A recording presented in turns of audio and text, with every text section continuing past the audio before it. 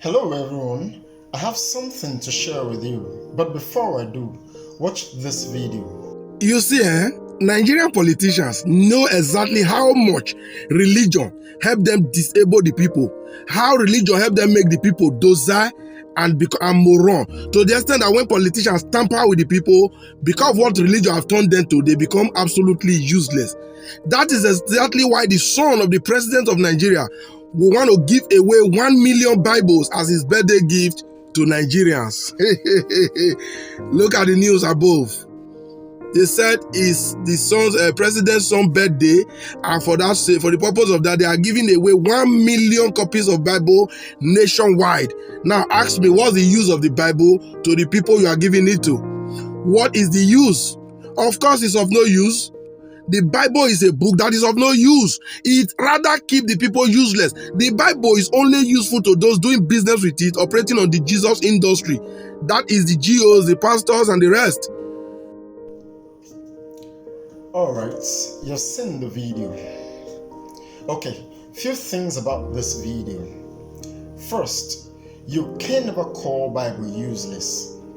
No, it is not because I think God will punish you if you do.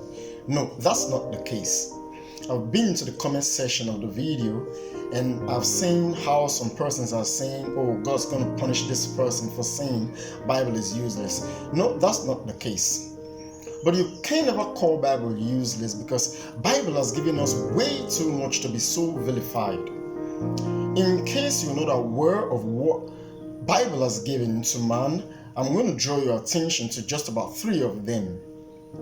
First, Bible was instrumental to the abolition of slavery worldwide. Yes, it was. Up until the movement for the abolition of slavery started, I want you to know that slavery was an acceptable universal institution. What this means is that slavery was accepted and was practiced everywhere in the world, among blacks, among Arabs, among Jews, among Caucasians, everywhere in the world, Africa, Europe, Middle East, everywhere. Slavery was practiced, slavery was accepted. But up from 2nd century AD, Christian theologians and philosophers had started railing against slavery. Men like Gregory of Nyssa spoke vehemently and rejected slavery, spoke publicly denouncing slavery.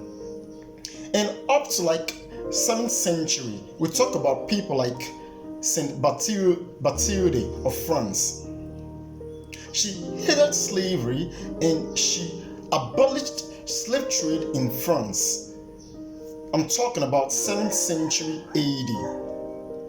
And we move from there down to the Quaker movement. Who were the Quakers? The Quakers were a Christian religious group. In the 1600s, 1700s, they had already started railing against slavery. As a matter of fact, they hated slavery so much that you couldn't be a member of the Quakers and at the same time own slaves. And what gave them this idea? The Bible inspired them. Bible inspired that hatred in them for slavery because they believed, as it is written in Genesis 1:27, for example, that man was made in the image of God. They couldn't imagine man made in the image of God enslaved by fellow man. To them, it was downright evil. And they began that fight against slavery in their days. And we take it down to men like William Wilberforce, John Wesley of Methodism, and on and on. The people, the groups, the organizations who carried out activism to end slavery globally, they were all Christians and they were motivated by Christian compassion and universal dignity. And these ideas, they all found from Bible. The same book you're saying is useless. Something else Bible has given to man. We talk about the International Committee of the Red Cross. Who Who formed the International Committee of the Red Cross? Red Cross was formed by Henry Dunant. How did it start?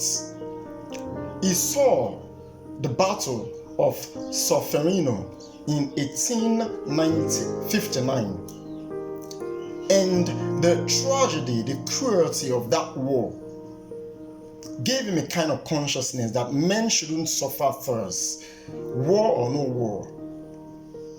So he collabed with men like Gustave Moynier, Dr. Louis Appia, Dr. Theodore Moinwar, and General Dufour.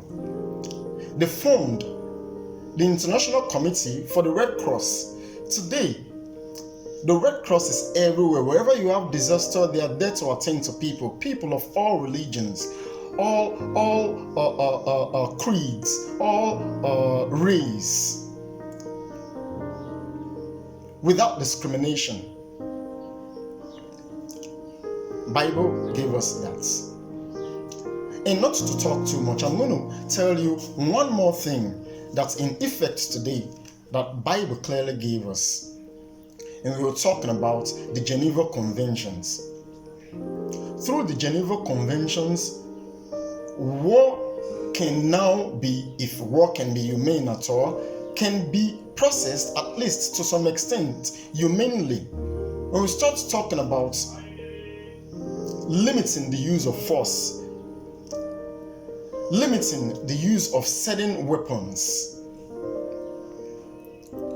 when we start talking about war crimes, what gave us all that is the Geneva Conventions. And the men who formed the Geneva Conventions, what motivated them?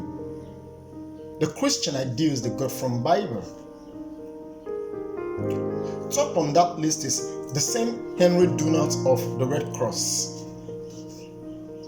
After the Battle of Solferino in 1859, in 1862, he wrote a book, A Memory of Solferino. And he started pushing until 1864, when the first Geneva Convention was convened, and the treaties that led to the first Geneva Conventions that spoke about humane treatment of wounded soldiers or prisoners of war. So, these three things: abolition of slavery, International Red Cross Society, and Geneva Conventions. The ideas, the principles behind all of these, they were all from ideologies formed from Bible principles. These alone, we need not even talk about a lot of other things, but these alone, you cannot for any reason say justly that Bible is useless. However, I agree with you on 2 points you made. First, you say that Bible is being used to keep people docile. I understand how that can be the case, and I do not argue with you. In another video, I'll be talking about how that is the case or can be the case. You also spoke about people using it to make money for themselves. No one can argue that with you. It's obviously so. And that is why we talk as we talk like this. So we can at least open the eyes of some persons so they will be the wiser and know how to avoid those that are making a merchandise of them. Anyway, subscribe, like, share. We've got a lot to talk about. I'll see you in the next video.